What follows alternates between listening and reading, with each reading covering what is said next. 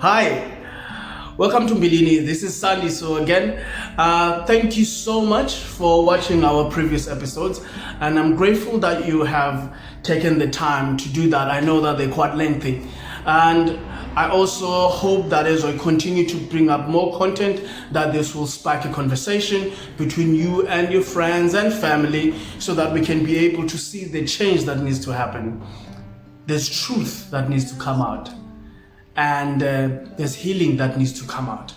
And I hope that as I continue to do this, that people will gain strength to actually start talking about things that have happened and that continue to happen in their lives, so that we can see a change happening. So without wasting time, I'm gonna get right straight into it. So the stereotypical norms that we all know, at least in my community, they were known, and until recently, or in the recent years, those things have changed. And those norms were that if you're mentally ill, you either live on the street or you're eating out of a bin. Those are lies. That is not the case. And you will see why, and I'll mention in the following example that I'll be using. Those are not true. I'm a person that lives with mental illness. That's the first example. I live with mental illness. If you see me going to work, there's no way you can tell that I'm a person that lives with mental illness. No way.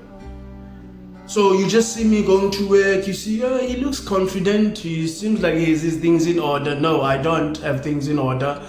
I'm actually struggling. So, but you don't see that. But because I don't live on the street, and I'm not eating out of a bin. At least not yet. So that definition already is flawed. It's wrong.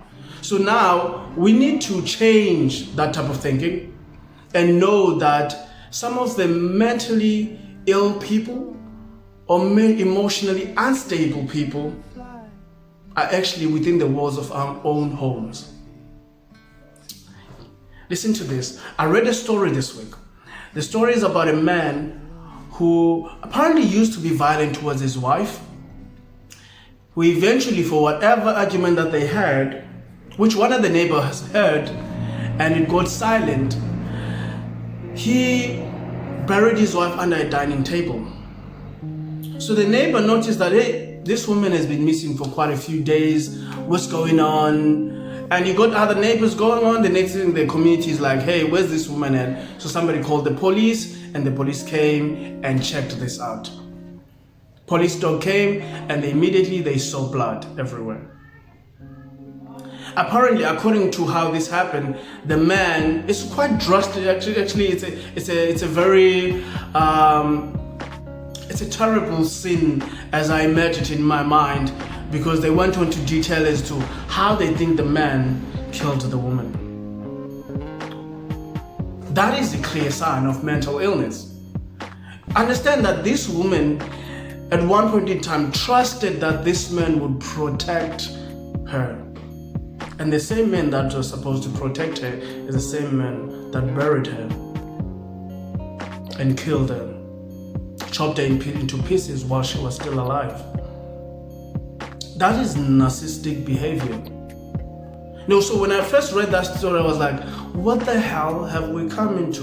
That was my first instinct. The second instinct was like, so that reached the news.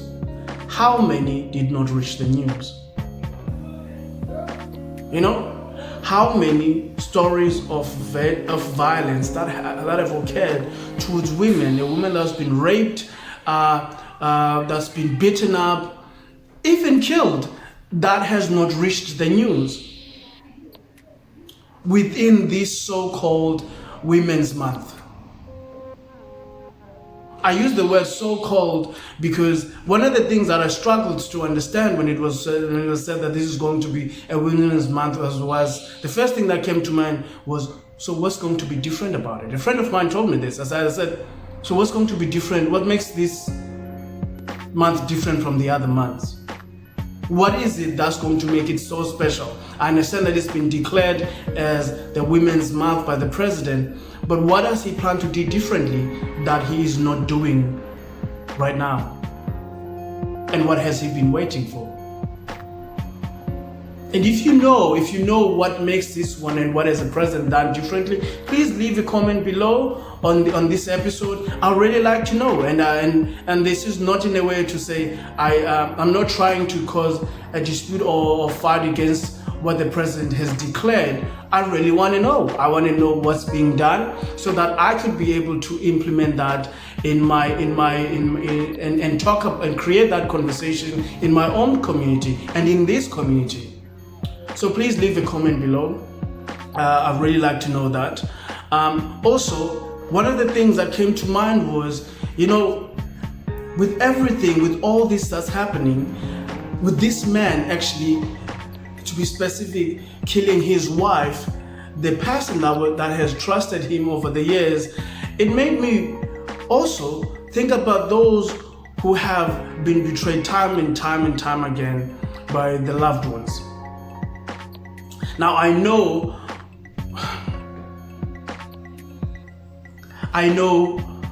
that we have failed women as men. But most importantly, I know that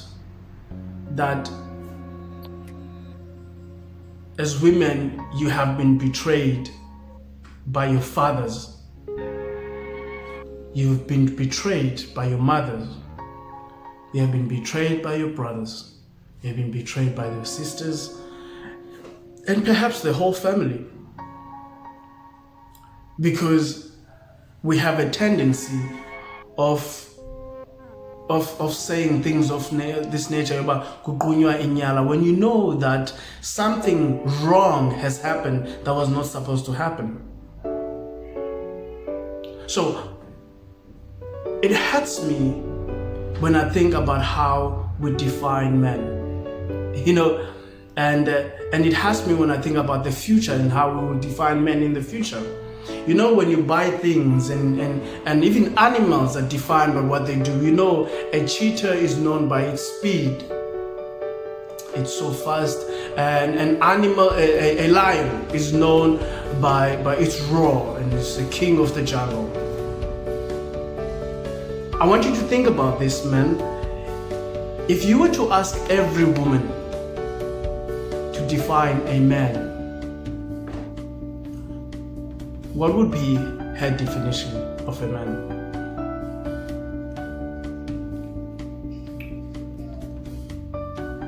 Would you want to be associated with that definition? If you do not want to be associated with those definitions that you think would come out from that conversation, well, actually, go ahead, ask every woman you know. Therefore, if you're unhappy about the definitions that you get, that is a clear indication that something is wrong. And we're supposed to be doing something about it, and we're not. If you know someone that's doing something about it, please let me know, leave their link or contact details. I'd like to talk to them, find out what it is that they're doing so that we can make a change. I want to create this conversation and get it going. Guys, I thank you so much for taking your time to entertain and this discussion, and to taking your time to listen to this episode. Now again, I know they're quite lengthy, but this is an important subject that needs to be discussed. Thank you so much. Please remember to subscribe to my channel if you have not, and if you've already subscribed to my channel, please leave a comment below. In closing for this one, I really want to say this, and from the bottom of my heart, I want to say to women of this country, I know we have failed you. And I know that a change can be made.